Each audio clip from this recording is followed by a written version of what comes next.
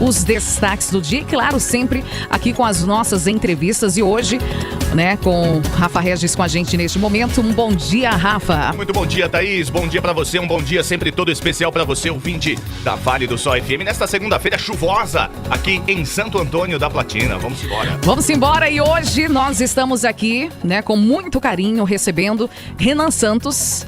Renan, que é escritor, presidente do Partido Missão, guitarrista, escritor, constrói debates, as suas ideias, buscando influenciar o pensamento coletivo e, principalmente, hoje aqui com a gente como pré-candidato à presidência através do Partido Missão, e vem conversar com os ouvintes da Vale do Sol FM, falar com a gente sobre suas propostas como pré-candidato. Ele que tem um discurso principalmente focado no restabelecimento da ordem, combate ao crime organizado, como pilar central da sua visão de Brasil. Renan, seja bem-vindo à Vale do Sol FM, a Santo Antônio da Platina. Bem-vindo, Renan. Bom dia. Bom dia, uma honra estar com todos vocês aqui. Vai ser um prazer trocar ideia e obrigado por nos ter cedido esse espaço aqui para conversar. Muito bom. Espaço aqui aberto, principalmente você que fala em libertar o Brasil. Libertar de quê? Qual o principal problema do país hoje na visão do Renan Santos? Olha, o Brasil, naturalmente, quem está nos ouvindo sabe que o Brasil está tomado de vários problemas. E a gente fala, pô, Renan, me liberta do STF, pô, Renan, nos liberte do crime organizado, pô, Renan, nos liberte dos inúmeros impostos que a gente paga. A real é que ser uma pessoa decente no Brasil significa que você tem o tempo todo perseguido. E por quê? Porque o modelo de país que a gente vive é um país que foi criado, em grande medida, por uma elite parasitária, uma elite de baixíssima qualidade. Inclusive você mede a qualidade de um país pela qualidade da sua elite. A elite americana que fundou os Estados Unidos é muito diferente da nossa elite. E infelizmente a nossa elite não pode ver uma pessoa que trabalha e produz, que ela tá logo taxando, que ela tá logo procurando meios de retirar daquela pessoa a produção dela e jogar dentro daquela máquina estatal corrupta. E aí isso se reflete de que maneira? A gente tem, por exemplo, um dos funcionalismos públicos mais caros do mundo. A gente tem o judiciário mais caro do mundo. A gente tem hoje leis que protegem quem comete crimes, mas a gente tem, por exemplo, um sistema, como da própria Receita Federal, altamente tecnológico e capaz de pegar qualquer um, se for encontrar algo que eles vão dizer que é uma imprecisão, uma declaração de impostos, ou seja, tudo é montado para te perseguir. E libertar a pessoa dessa amarra é justamente a função que um partido político sério tem que ter no Brasil. Hoje, a coisa está invertida. Hoje, juiz ganha 100, 150 mil reais por mês em todos os estados da federação. Isso não é privilégio aqui do Paraná, privilégio de São Paulo. Rio Grande do Norte, por exemplo, bate recordes nisso. E a gente olha e fala, mas isso não tá fazendo sentido. Não tá fazendo sentido eu viver num país como o Brasil. É muito caro viver no Brasil e é muito ruim viver no Brasil. E a gente precisa colocar as coisas nesses termos, porque pessoas em outros países que eram mais pobres que o Brasil, estão vivendo melhor do que o Brasil já. A Argentina estava quebrada até 2 anos atrás e agora ela tá se recuperando e a gente tá sempre ficando para trás. Eu quero tirar o Brasil desse clima em que as pessoas se sentem exploradas e fazer as pessoas se sentirem parte de algo maior que vai ser, vamos dizer, um país que as pessoas vão ser felizes, não vão se sentir roubadas ou exploradas, e aí vão prosperar e construir suas famílias e sua história aqui. Renan, como que surgiu o Partido Missão? O Partido Missão surgiu de uma necessidade. E qual era a necessidade? Eu venho do Movimento Brasil Livre, um movimento que derrubou a Dilma Rousseff, que organizou as maiores manifestações do mundo apoiando a Lava Jato nos anos de 2015, 16, 17. E a gente percebeu algo muito simples. Toda vez que a gente queria participar politicamente, lançar uma liderança, a gente não conseguia, vamos dizer, ter o espaço correto dentro dos partidos. Os partidos usam os sonhos das pessoas, usam pessoas que eventualmente têm votos, para seus desígnios pessoais. E quais são os desígnios pessoais de um líder partidário? Ganhar dinheiro com política. Isso a gente percebeu. E a gente lançou candidatos pelo União Brasil, pelo antigo DEM, pelo Novo, e é a mesma coisa. Então a gente falou, só vamos conseguir construir o que a gente quer se nós tivermos a nossa própria casa. E a gente juntou jovens ao redor do Brasil, foram mais de 2 mil jovens, coletamos assinaturas ao redor do Brasil, aí montamos um partido, que é o Partido Missão. É um partido que está permitindo, por exemplo, aos jovens ter a chance de poder concorrer a deputado, concorrer a governador, pessoas que nunca tiveram família na política, nunca tiveram influência, e aí construir agora esse projeto juntos. É um projeto geracional, é um projeto que está substituindo, vamos dizer, gerações que não dão certo na política brasileira, e é um projeto muito ambicioso. A gente quer, por isso que é o nome Missão, a gente quer, através dessa missão, que alguns chamam de missão impossível, transformar o Brasil num país desenvolvido em no máximo 30 anos. Renan, outro assunto muito importante dentre tantos, né? Ainda mais tratando, no seu caso, a um candidato da presidência da República. A gente vai falar a respeito do crime organizado, né? Neste país. Bom, caso eleito, né? Para esta missão, justamente. Qual que é a sua primeira proposta, a sua primeira ação para combater o crime organizado aqui no Brasil, Renan? Simples, né? O presidente da República toma posse no dia 5 de janeiro de 2027. E o que o presidente da República, Renan Santos, vai fazer? Para as pessoas que estão nos ouvindo, elas já entenderem e imaginarem. Primeira coisa, nós vamos já fechar alteração nas nossas leis de execução penal e nas nossas leis penais. As leis penais para aumentar as penas em geral e as leis de execução penal para impedir medidas como saidinha e progressão penal, que fazem com que alguém que seja condenado por bastante tempo cumpra 1, 2, 3 anos apenas. Essa é a regra no Brasil. E impedir que o reincidente saia da cadeia. É reincidente, cometeu um crime com uma arma, você não vai sair da cadeia por pelo menos 40, 50 anos. É assim em qualquer lugar minimamente civilizado. É assim nos Estados Unidos. Tem que ser assim no Brasil, que não é um lugar civilizado. Isso precisa ser entendido. O Brasil hoje não é um lugar civilizado. Hoje o Brasil é um país animalesco. Alterei essas leis. Nesse mesmo dia eu vou colocar o Brasil em estado de defesa. O que é o estado de defesa? O pessoal já deve ter ouvido falar em GLO, Garantia da Lei e da Ordem. O estado de defesa é ainda mais profundo que a GLO. Ele permite ao presidente da República e às forças de segurança, por exemplo, entrarem na casa das pessoas. E onde vai estar circunscrito, ou seja, qual será a área que vai ter o estado de defesa? Todas as favelas e todas as áreas controladas pelo crime organizado no Brasil. Assim a polícia vai poder entrar, ela vai apreender todos os membros do crime organizado. Se um membro do crime organizado entrar numa casa de alguém para se esconder, fazendo a família de refém, a polícia vai entrar lá, não vai precisar de mandato. E a gente vai capturar essas lideranças, começando do Ceará e descendo por todo o Brasil. E nós vamos eliminar ao longo de 6 meses a 1 ano o crime organizado do Brasil. Feito isso, com a alteração nas leis penais, leis de execução penal, nós vamos tirar o Brasil, que tem hoje 22 a 23 mortos a cada 100 mil habitantes, tá? Que é um dos números mais altos do mundo, é 4 a 5 vezes maior, por exemplo, do número de pessoas que morrem na guerra da Ucrânia, que é um número que é um absurdo, e vamos jogar de 2 a 3. Ou seja, o Brasil vai se tornar um país seguro em coisa de 1 ano. E aí, isso tem que vir acompanhado de construção de presídios distantes, longe do grande público, pra pessoa entender o seguinte, cara. Olha, eu vou cometer um crime à mão armada, eu vou botar a arma na cabeça de um cidadão, minha vida acabou. Eu serei um presidiário pro resto da minha vida, num lugar muito longe, muito quente, Tocantins, vamos botar o presídio no Pará, mas a pessoa tem que entender, minha vida acabou. E eu acho que aí a gente começa a tornar o Brasil um lugar civilizado, coisa que o país não é hoje. Bom, e você fala em educação sólida, né, como forma de prevenir o crescimento do crime organizado. E que mudanças concretas você faria no sistema educacional brasileiro, Renan? Olha, falando primeiro no que tange educação e crime, né? Hoje a gente sabe quem são as pessoas que cometem crime violento no Brasil. Pra quem tá nos assistindo, o rapaz que te assalta, ele em geral vem de uma família destruída que mora num bairro periférico ou um bairro pobre numa cidade, tá?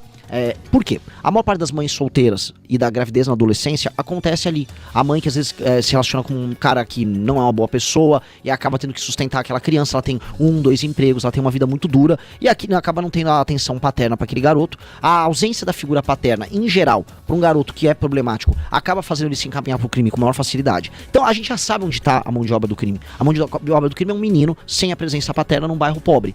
Pois bem, as escolas nos bairros pobres têm uma função social tremenda. Por isso que eu sou a favor de escolas militares, especialmente em bairros mais humildes. Você oferecer essa disciplina que infelizmente falta nessa região para esses garotos. E esses garotos vão ter um acompanhamento, inclusive psicológico. No geral, no Brasil, além disso, focado nessa área para evitar, vamos dizer, a criação da força de reposição, a mão de obra barata que o crime usa para o cometimento dos crimes, a gente voltar com o método fônico nas escolas, voltar com métodos de ensino tradicionais que no mundo inteiro são utilizados e que funcionam, inclusive no estado americano, Mississippi, que tinha as piores notas nas provas, nas competições que os Estados Unidos faziam em termos de educação nos estados, eles voltaram a adotar o método fônico e focaram em alfabetização e matemática, e os índices deles subiram, dispararam. O Mississippi hoje é top 3 nos Estados Unidos. Então, fazer o básico, fazer o simples faz muita diferença. Tu não fica, o tablet, vou usar... Cara, escrever, papel, caneta, disciplina, professor com autoridade na sala de aula, alfabetização completa, é impressionante a evolução que isso faz. Deixa que a pessoa usa a tecnologia dela em casa, com os pais dela, e aí ela toca isso na casa dela. Na escola, vamos aprender pelos métodos tradicionais. Isto já é uma revolução. Ensino técnico, misturar o ensino técnico com inserção nas cadeias de trabalho desde cedo, permitindo que esse jovem já faça uma transição da escola para o trabalho de maneira natural. Bom, trajetória pessoal, a gente quer saber quem é o Renan Santos, de onde é o Renan, e você como escritor, né, na revista Valete, também como músico na banda Limão Rosa, essas experiências, de que forma elas influenciam também na sua visão política?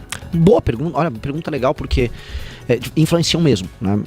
Bom, eu sou um cara de classe média, sou essencialmente uma pessoa que pensa como alguém de classe média. Eu nasci num bairro de classe média em São Paulo, chamado Moca, é um bairro operário de italiano lá de São Paulo. Rafa Regis é de São Paulo. Estudei na Moca. Ah, é? Ô, Belo, claro. Ô, meu. Eu sou da São Judas, Tadeu. Ô, meu, que legal, meu, que legal. Paulistano aqui. Meu pai estudou no São Judas também. Aí, tá vendo? Bacana. E, enfim, sou de lá, tenho, por conta disso, a cabeça de um cara de classe média e preocupações de classe média. Eu acho que a classe média no Brasil carrega o Brasil nas costas, em grande medida. E ela é a seção mais desrespeitada de toda a sociedade brasileira. É quem paga a conta. Sabe o famoso, quem paga a banda escolhe a música. A classe média, ela paga a banda e não escolhe a música. Ela só paga a banda e aí se reclamar. Meu pai é advogado, minha mãe psicóloga. Eu estudei. Fui um bom aluno em todas as escolas que eu passei, tirava aquelas medalhinhas de melhor aluno, passei na faculdade de Direito da USP, lá eu comecei a fazer política, comecei a arrumar minhas primeiras brigas com o PT. Não gostei do curso, quis começar a trabalhar, trabalhei com meu pai, depois trabalhei fora, depois de pegar a experiência por alguns anos, comecei a trabalhar com o que eu tinha aprendido com meu pai em recuperação de empresas, depois comecei a montar metalúrgica, queria trabalhar com tecnologia, eis que veio a famosa crise que atingiu o setor brasileiro de metalurgia lá para 2012, 2013, por conta da Dilma Rousseff, o que já antecedeu a crise de 2014 econômica que a gente passou. E aí eu vi, esse país vai quebrar. E nisso vem as manifestações de 2013 e eu dou início ao que é o MBL, né, já a partir de 2014. Só que quem é esse cara nesse período todo? Né? Um cara que trabalhou, um cara que arrumou muita briga com o sindicato, um cara que sempre gostou de música, arte, sempre gostou de escrever. E isso naturalmente influencia em mim, por exemplo, porque você fala o que a música te influencia? Eu gosto de compor. Não, tem gente que gosta de tocar um instrumento, não tem nada de errado nisso. Eu sempre gostei de compor. E compor pra mim é um ato de ser autêntico. Autenticidade. Então se você escreve uma música que é tua, você é autêntico, você põe o teu coração ali. E acho que você tem que fazer isso na política. Então no MBL que nós fundamos, mesmo no partido, uma coisa que eu me nego é ficar imitando fórmulas dos outros, ficar repetindo chavões idiotas. É ser verdadeiro no que você faz e não aceitar os rótulos que querem impor a você. Nunca aceite os rótulos que querem te impor. Então quando a gente faz política, a gente sempre faz isso de uma maneira muito autêntica, muito verdadeira, custe o que custar. Porque se você deixar ser determinado pelo outro, o outro escolher o que você é, o que você vai fazer, você nunca vai deixar a tua marca e nunca vai fazer aquilo que você realmente acredita. Bom, e para finalizar essa nossa entrevista, nós gostaríamos que você falasse agora diretamente com o eleitor brasileiro, o eleitor do Norte Pioneiro, o eleitor do Paraná, do Sul de São Paulo, que estão te ouvindo, do Brasil, porque a nossa emissora está no Brasil e no mundo através dos nossos canais, né, de comunicação. Qual seria a principal mensagem da sua pré-candidatura, Renan Santos? Olha, para vocês aqui do Paraná, eu rodei muito o Nordeste e as pessoas falavam do Paraná como um lugar bom. E o Paraná é um lugar realmente maravilhoso, eu gosto muito do Paraná. Mas vocês têm que encarar os seus problemas aqui de uma maneira diferente. Quando eu fui fazer minhas críticas ao Maranhão, Piauí e conversar com as pessoas, por exemplo, no Ceará, Rio Grande do Norte, eu olhava os problemas que as cidades tinham, escândalos de corrupção, e eu olho agora pra cá e eu vejo que aqui não é tão diferente. Inúmeras prefeituras com escândalos de corrupção muito similares àqueles que a gente vê no Nordeste. Quando eu olho a infraestrutura do Ceará, muito pobre, estradas muito ruins, e eu olho a infraestrutura do Paraná, eu não vejo muita diferença. Porém, quando eu olho o PIB, o Paraná é muito mais rico. Então há algo muito estranho que faz com que o paranaense seja um povo muito trabalhador, mas as consequências das decisões políticas que o paranaense toma não se refletem num estado com infraestrutura boa ou com uma política decente. E por quê? Porque isso não faz sentido. Veja, o Paraná é hoje o quarto PIB do Brasil. O Paraná tem uma área agricultável incrível. O Paraná tem cidades desenvolvidas. O interior do Paraná era para parecer o interior de São Paulo.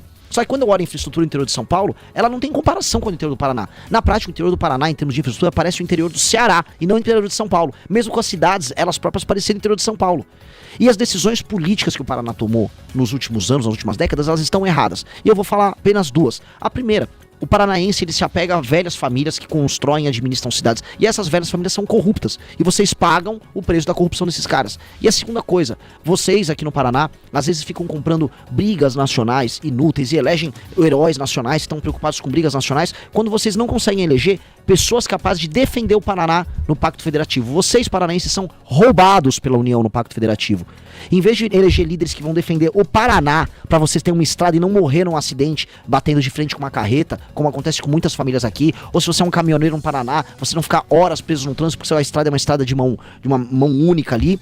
Você não, eu tô preocupado aqui em eleger esse monte de político bolsonarista que tem aqui no estado que não faz nada lá em Brasília. Pense no Paraná primeiro, pense em você, pense na sua família, pense no bem-estar, porque é muito estranho que um lugar tão rico tenha uma infraestrutura tão ruim e aceite ser governado por tanto corrupto. Então essa é a minha provocação e eu vou rodar aqui no estado do Paraná falando isso. Da mesma maneira que eu fui no Nordeste e falei, vocês são administrados por ladrão e por isso vocês são pobres. Então minha provocação paranaense é essa e todas as cidades que eu passar no Paraná eu vou fazer essa provocação.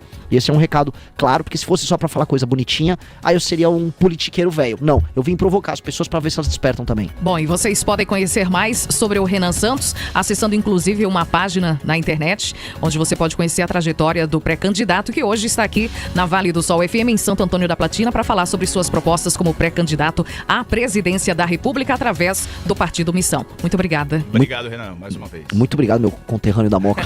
Um abração a todos. Valeu. 8h24.